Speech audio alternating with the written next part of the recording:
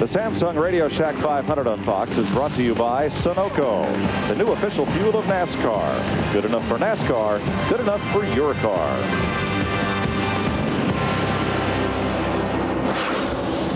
We're back under green in Texas. Here's a look at the restart. Jeff Gordon, the lead car. Kevin Harvick in that blue car trying to get back on, or get one of his laps back. He beats Gordon down into turn number 1.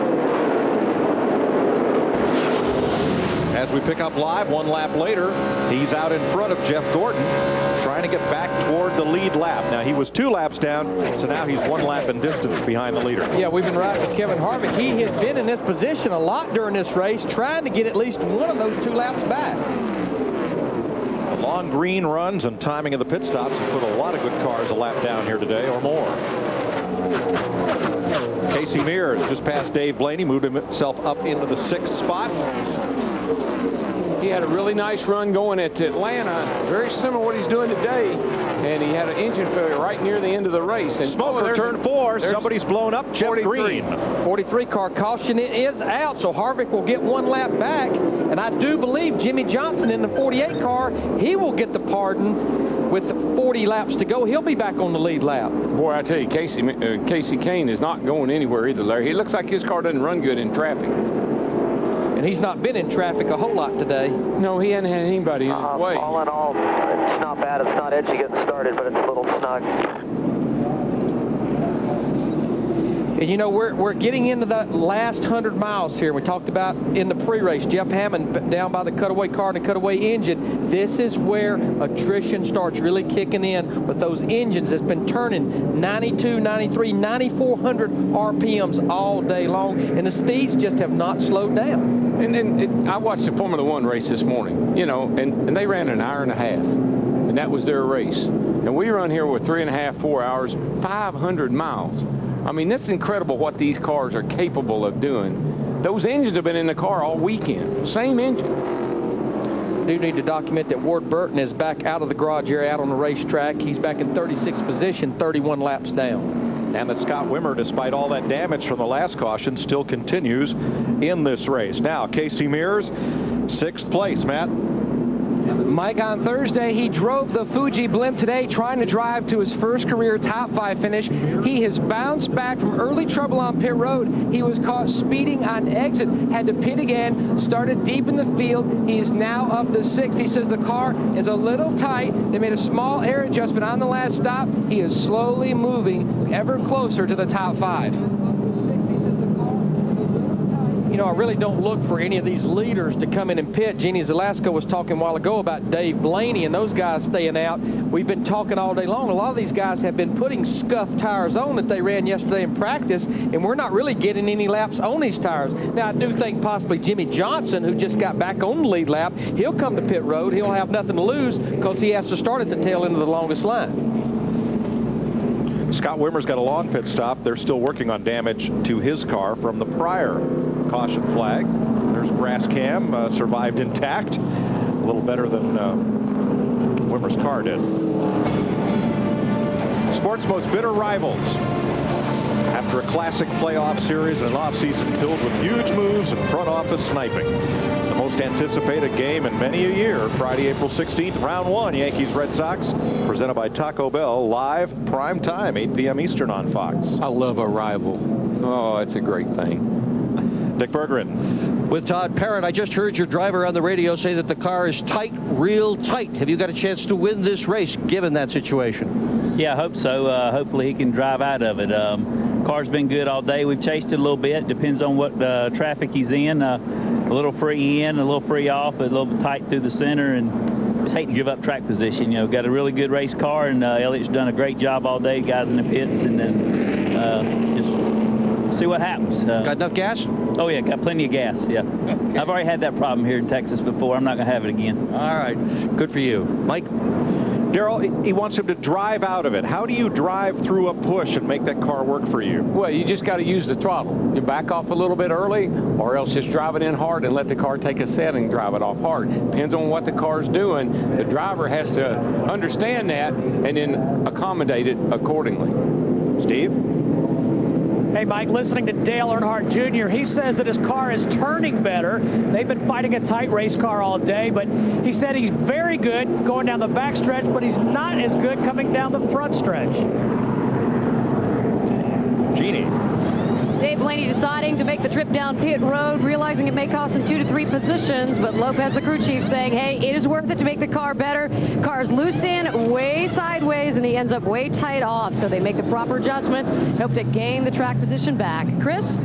Jeannie, this is National Autism Awareness Month, and here at the Great American Speedway, taking part as Jamie McMurray, driver of the 42 Ganassi Dodge, currently 11th, donating money to autism research. For every lap led this year, he's already raised thousands of dollars for the cause, and the Texas Motor Speedway also offering support, marking the Great American Speedway with the symbol for autism awareness, and there's the number and the website if you'd like to help out.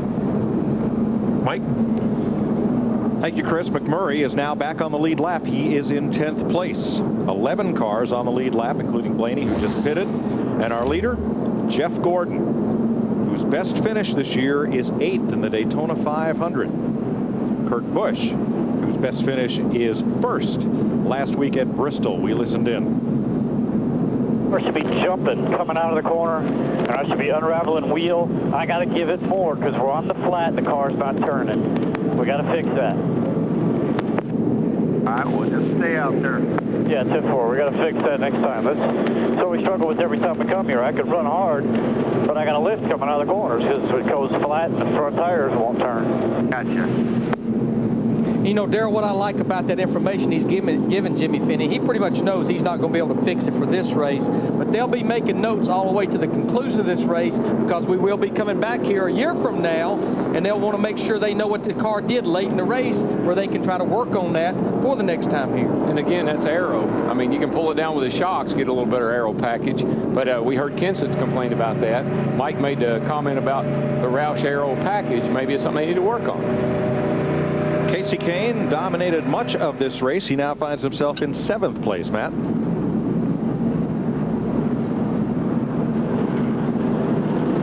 Mike, a number of times this year we've seen Casey Kane bounce back in the later stages of a race, make a big run, and come up with a 2nd or 3rd place finish. Currently, he will restart from the 7th position. We've talked a lot about that number 9 Dodge being just a tick on the tight side today. Right before that caution, Casey told crew chief Tom Baldwin Jr. the car is as free as it's been all day, which Larry Mack is going to be very good considering all the traffic he's going to have to work through to get back to the front. Yeah, I mean, you definitely, we keep talking, you want the car just neutral, not loose, just a little on the free, because like Darrell just started talking about, these cars are wanting to not turn or push in traffic. And the thing about it is, he's not going to restart 7th. He is going to be 7th in line. He's going to restart 14th because he's got cars to his inside, so he's got to deal with those too. Now, 2 cars have come in for tires on this caution. We've had 3 cautions within a space of 20 laps. One of them is Jimmy Johnson. The other is Dave Blaney. They will have fresh tires when we go back to green. And as we were just looking, it looks like we maybe will have some major adjustments on that 48 car, but why not? Roll the dice. You're going to restart this race back in about 12th position, so go ahead and roll the dice. He's going to get the free pass back on the lead lap, and let's see if we can beat these guys in this last 30 or 35 laps. If you just do the same thing each pit stop, you're probably not going to get up there and beat these guys. Well, you know Chad, he's going to try something. Jeff Gordon's our leader. His last victory came on a track much like this one, Atlanta Motor Speedway, another of the nation's fastest 1.5 miles, last October. So go ahead, Larry. I'm sorry. No, go ahead. I like his position. Car's been pretty decent all day. Everybody says that, you know, we've noticed when you're out front, whether it was Nemechek or Casey Kane, whoever it's been, they seem to be able to get away from everybody. And of course, of our lead lap cars that came in and got tires, you know, Dave Blaney was one of them we talked about. He was going backwards. There's no sense in staying out there if you're going backwards. Make that thing better. Dick Berggren. Well, today, Kurt Busch has been running really fast, right around 200 miles an hour. On Tuesday, he heads to New York City, where he's going to go a little bit slower in a 2005 Ford Escape SUV hybrid through the city streets. This is a gas-electric car. He is part of a team that's going to run this thing until they run it out of gas. The estimate, it's going to take right around 36 hours in order to accomplish that, because this neat little SUV, believe it or not, has a self-charging electric system. That's a long way between pit stops, Mike Joy. Yes, it is. That's a long way. I bet he wishes he had that kind of system here. Skip a pit stop or two, but Kurt Busch is in the thick of things in 5th place, trying for his 2nd victory in as many weeks. And look who he's got a battle right there for position just in front of him. The man he had to beat to the finish line at Bristol, Rusty Wallace. So it's Gordon, Sadler, Earnhardt Jr., Wallace, and Busch, the first 5. Casey Mears, Casey Kane, Stewart, Biffle, McMurray, Blaney, and Johnson on the lead lap. Yeah, and Stewart, I mean, there he is back up in 8th place. Wasn't too long ago that he was a lap down, so he's made a great recovery. Just saw a very intense Budweiser crew, Dale Earnhardt Jr.'s crew, watching on. They pretty much, you know, for the most part, you've done all you can do for that race car. It's up to that driver in that car in these last 33 laps to step it up and get it done.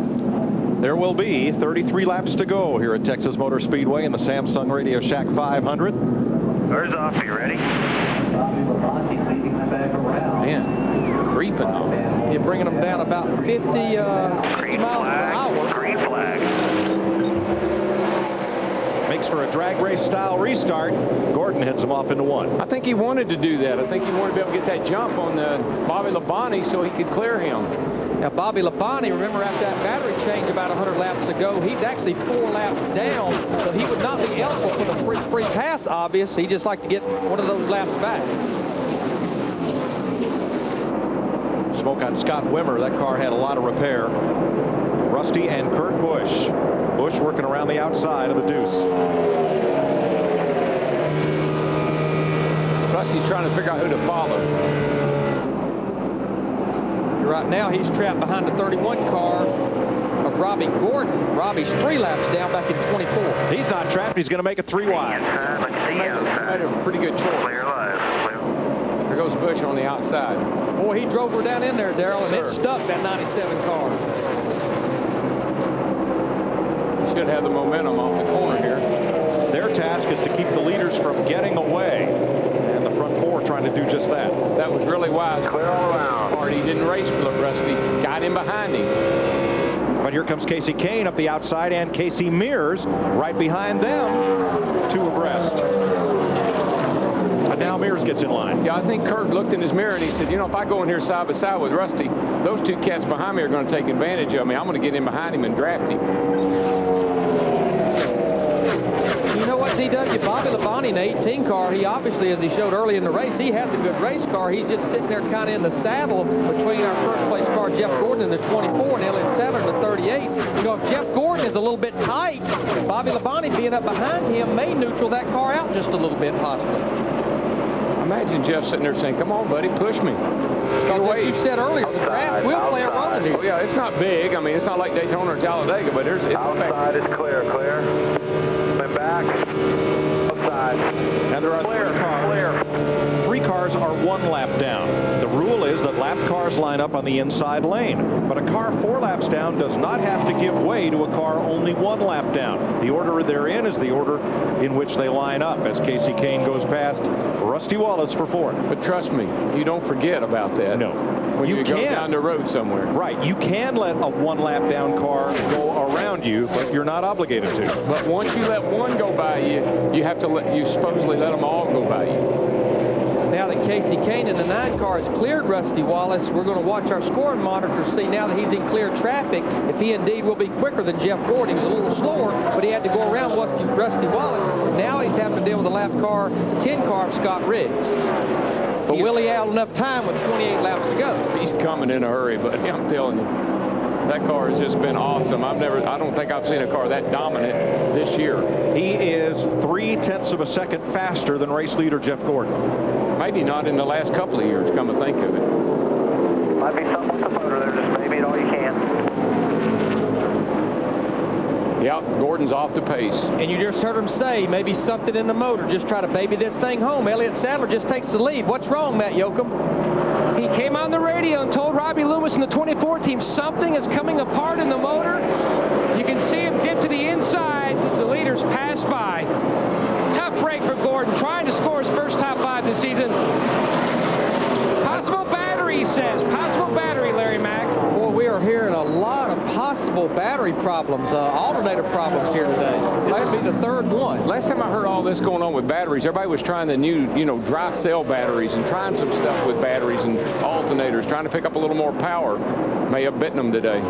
Now he looks like he has picked the pace back up, and as we watch Casey Kane in this 9 car, look at there, he's chopped about 3/4 of a second off Elliott Sadler's lead in about the last 2 or 3 laps. He is coming. That gap is going to drop faster than the thermometer at sundown here in Texas. 3:09 complete of 3:34, 25 to go.